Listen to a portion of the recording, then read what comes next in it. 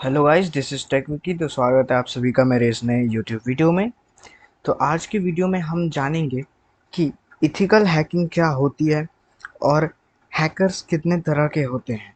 मैं जानता हूं गाइस कि यहाँ पर कई लोगों को ये बातें पता होंगी कि कितने सारे हैकर्स होते हैं और क्या एथिकल हैकिंग होती है, लेकिन मैं आप लोगों को एक चीज़ और बताने वाला हूँ इस वीडियो में कि आप लोगों ने जो सुना है इथिकल हैकर या हैकर तीन ही तरह के होते हैं, ब्लैक हैट, वाइट हैट और एक ग्रे हैट। लेकिन गाइस, हैकर यहाँ पर उन तीनों से और भी कई टाइप में होते हैं। तो चलिए बिना टाइम गवाए आज की इस वीडियो को शुरू करते हैं। Let's get started. तो गाइस, जैसा कि आप देख सकते हैं स्क्रीन पर, यहाँ पर मैंने लिखा है व्हाट इज इथिकल हैकिंग। तो गाइस, इथिकल हैकिंग क्या होता है? इथिकल का मतलब होता है गाइस रूल्स एंड रेगुलेशंस, और hacking as you know all, hacking the common usual term. But guys, यहाँ पर हैकिंग और एथिकल हैकिंग में बहुत बड़ा फ़र्क है। हैकिंग का मतलब होता है सिर्फ और सिर्फ हैक करना, क्रैक करना। लेकिन एथिकल हैकिंग का मतलब होता है रूल्स एंड रेगुलेशन के साथ हैक करना। मतलब मुझे किसी भी तरह का परमिशन चाहिए किसी चीज़ को हैक करने के लिए। जैसा कि यहाँ पर लिखा हुआ है, आप लोग देख सकते हैं कि ethical hacking and penetration testing are common terms popular in information security environments for a long time. ठीक है गाइज, तो इसके कहने का मतलब है कि पेनिट्रेशन टेस्टिंग और इथिकल हैकिंग सेम चीज़ें होती हैं, लेकिन यहाँ पर इथिकल का मतलब होता है जो कि रूल्स एंड रेगुलेशन के साथ हैकिंग करना, यानी कि हैकिंग का कुछ लिमिटेशन के साथ हैकिंग करना। तो गाइज, अगर हम इसे ऐसे समझे, Edward Snowden world's best ethical hacker, जो कि यूएसए के लिए काम कर चुके हैं, उन्हें ही इथिकल हैकर बोला गया है, जो रूल्स एंड रेगुलेशन के साथ हैकिंग करते हैं, जो दूसरे के सिस्टमों में कमियों को बताते हैं, लिमिटेशन होती है, वल्नरेबिलिटीज होती है, उनको एक्सप्लॉइट करके उनको क्योर करने के तरीकों के बारे में वो बताते हैं। अब गाइस, बात आती है कि इथिकल हैकिंग की ज़रूरत क्यों पड़ी। तो गाइस, यहाँ स्क्रीन पर आप देख सकते हैं लिखा हुआ है, increase in cyber crimes and hacking create a great challenge for security expert and analyst and regulations over the last decade. और उसके नीचे यानी कि सेकंड पैराग्राफ में लिखा हुआ है, fundamental challenges to the security experts are of finding weaknesses, जैसा कि मैंने अभी बताया आप लोग को, and deficiencies in the running and upcoming systems, application, software and addressing them protectively. तो गाइज, मैंने आपको अभी वही चीज़ बताया कि कमियों को दूर करने के लिए ही इथिकल हैकिंग का यूज़ होता है। उसके बाद यहाँ पे लिखा हुआ, it is less costly to investigate proactively before an attack instead of investigating after falling into an attack और while dealing with an attack. Guys, अब आप लोग सभी जानते ही होंगे कि अगर चोट लग जाए तो उसके बाद उसका इलाज करना मुश्किल होता है और एक्सपेंसिव होता है, लेकिन चोट ना ही अगर हम लगने दें तो वो आसान होता है। वही गाइज यहाँ पर ये बता रहा है कि अगर हम अटैक होने से पहले ही उससे बच के काम करें, यानी कि अटैक का क्योर हम लोग पहले ले लें, प्रिवेंशन पहले ही कर लें, तो जब अटैक होगी तो उससे हम लोग बच सकते हैं। उस समय हमें ज़्यादा तकलीफ नहीं होगी। लेकिन अगर अटैक होने के बाद ही हम दवाई लें, उसके बाद ही अपना फायर वॉल ऑन करें, तो गाइज वहाँ पे हमें ज़्यादा नुकसान होगा।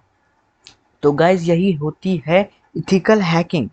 और लास्ट पैराग्राफ जैसा कि आप देख सकते हैं, for security aspect prevention and protection organisations have their penetration testing teams internally as well as contracted outside professional experts when and if they are needed depending on the severity and the scope of attack। इसका मतलब है guys कि जो organisation होती है उसके पास पहले से ही पेनिट्रेशन या एथिकल हैकिंग की टीम होती है, लेकिन गाइस जब भी कोई बड़ा अटैक होता है जहाँ पे सीवियर डैमेज होने की चांसेस रहती है, तो वो कॉन्ट्रैक्ट बेसिस पर बेस्ट एथिकल हैकर्स या पेनिट्रेशन टेस्टर्स को अपॉइंट करती है, जहाँ पर गाइज वो पेनिट्रेशन टेस्टर या वो एथिकल हैकर मुंह मांगा कीमत उनसे ले सकता है। तो चलिए गाइज, अब हम बात करते हैं कि इसकी स्कोप और लिमिटेशंस क्या हैं। तो चलिए आगे देखते हैं। जैसा कि यहाँ पर आप लोग देख सकते हैं, सॉरी गाइज, मैंने अभी एक स्टेप और है कि यहाँ पर लिखा हुआ है, why ethical hacking is necessary. Ethical hacking क्यों नेसेसरी है, क्यों ज़रूरत है उनकी।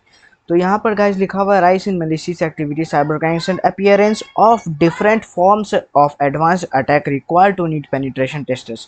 यानी कि गाइस, अगर मैं सिंपल लैंग्वेज में बताऊं इन तीनों पैराग्राफ का मतलब तो ये है कि मेलिशियस एक्टिविटीज़ को बढ़ने में साइबर क्राइम्स के बढ़ने के कारण इथिकल हैकिंग और हैकर्स की ज़रूरत पड़ी है।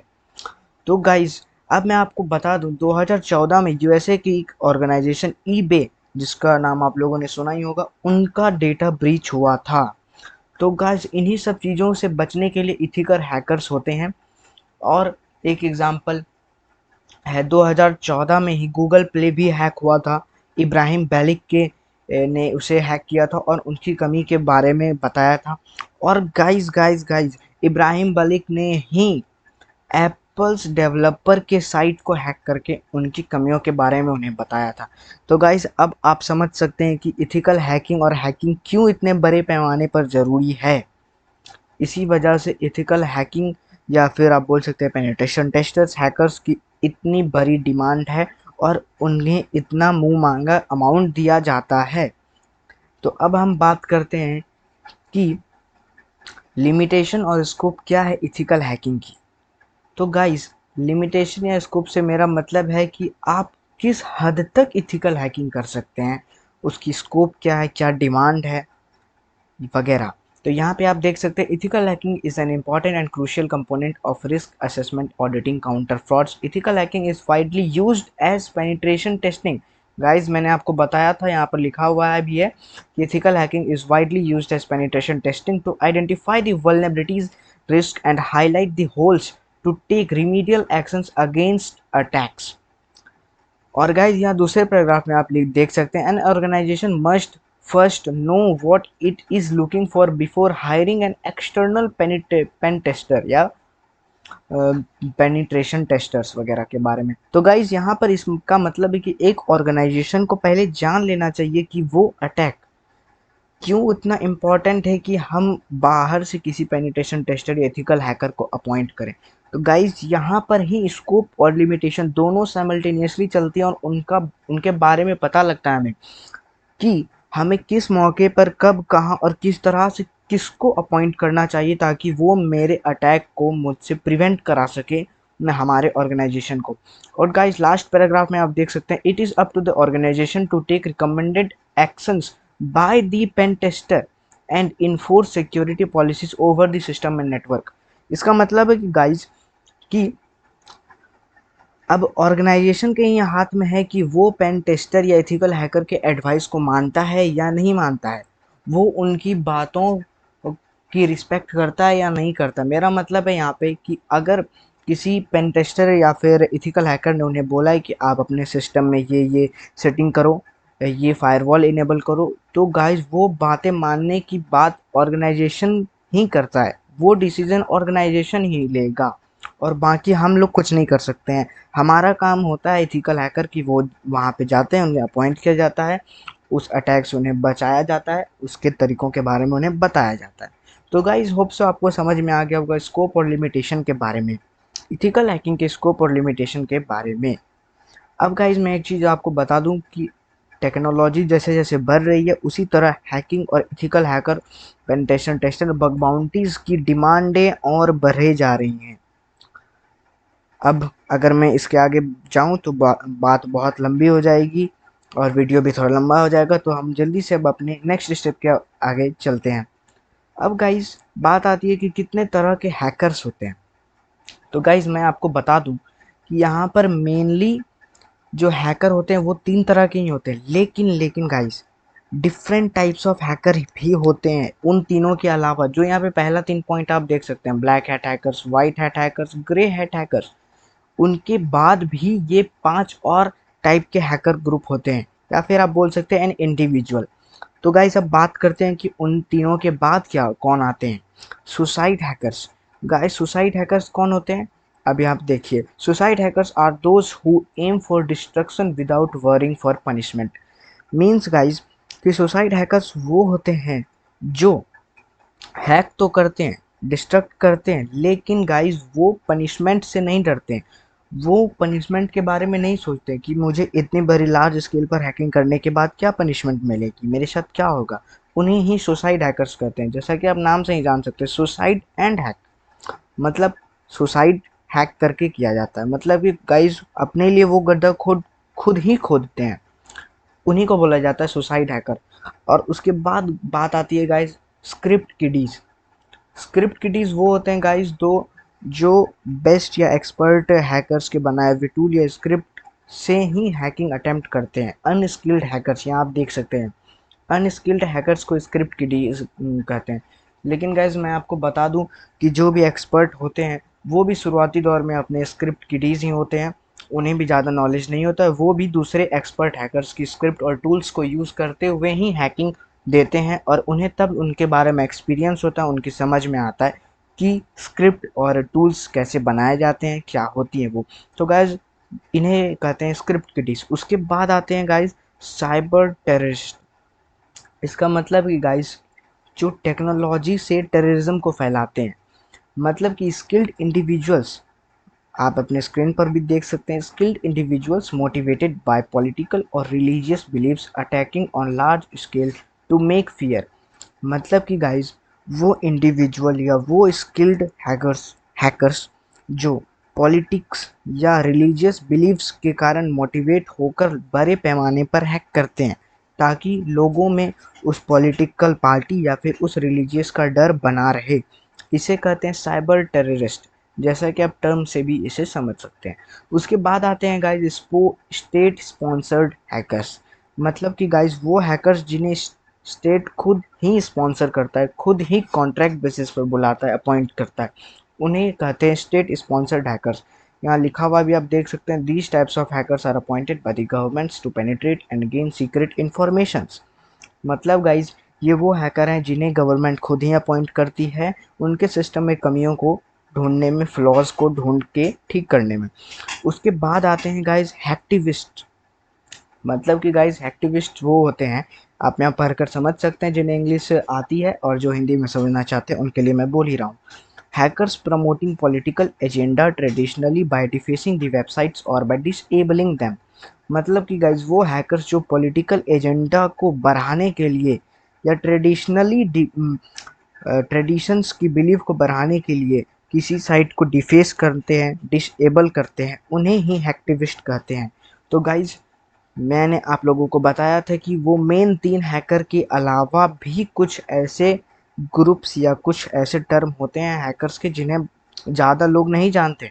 और मैं बता दूं गाइज ये सारे चीज़ आपको CEH वर्जन 10 में मिल जाता है, वहाँ पे ये चीज़ मेंशन किया हुआ है जो कि इसी काउंसिल ने खुद ही इशू किया था।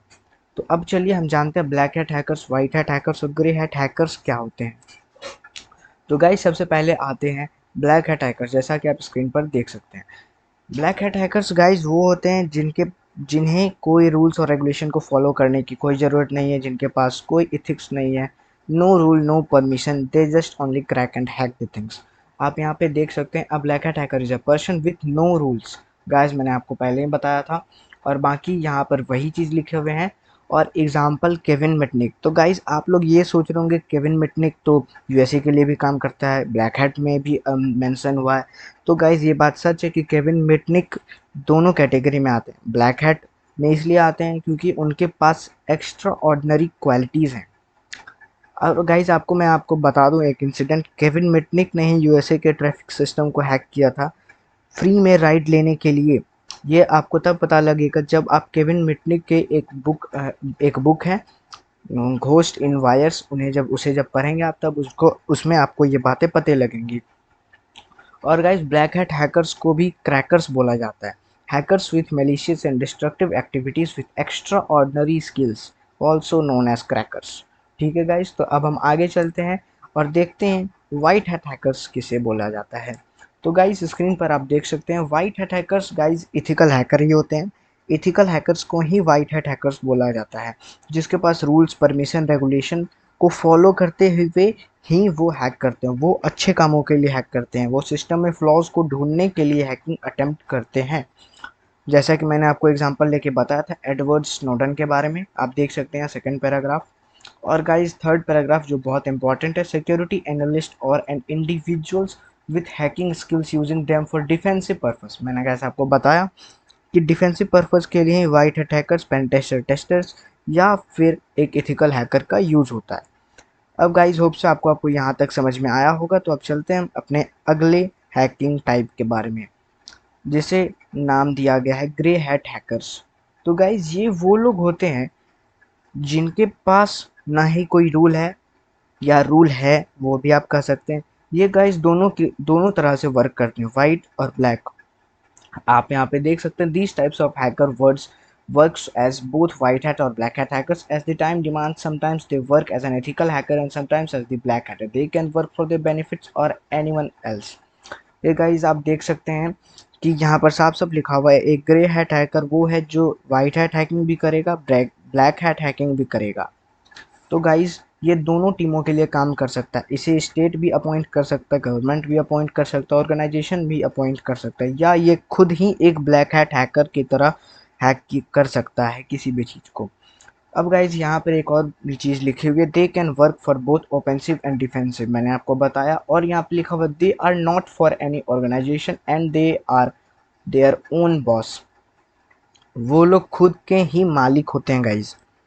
तो grey hat hacker, white hat hacker, black hat hacker, आपको इन तीनों के बारे में समझ में आ गया होगा अच्छा से और अच्छे से। और उनके बाद यहाँ पे मैंने और भी टाइप्स के बारे में बताया जिससे जानते हैं हम लोग स्क्रिप्ट किडीज, साइबर टेररिस्ट्स और गाइज आपको बताएंगे एक्टिविस्ट के बारे में। तो गाइज होप सो आपको ये वीडियो पसंद आया। अगर पसंद आया तो लाइक शेयर और कमेंट जरूर करें। और गाइज अगर पहली बार आप इस चैनल पे आए तो इसे सब्सक्राइब भी करें। अगर गाइस कोई क्वेरी है तो उसे आप कमेंट सेक्शन में कमेंट कर कर भी बता सकते हैं। Thank you.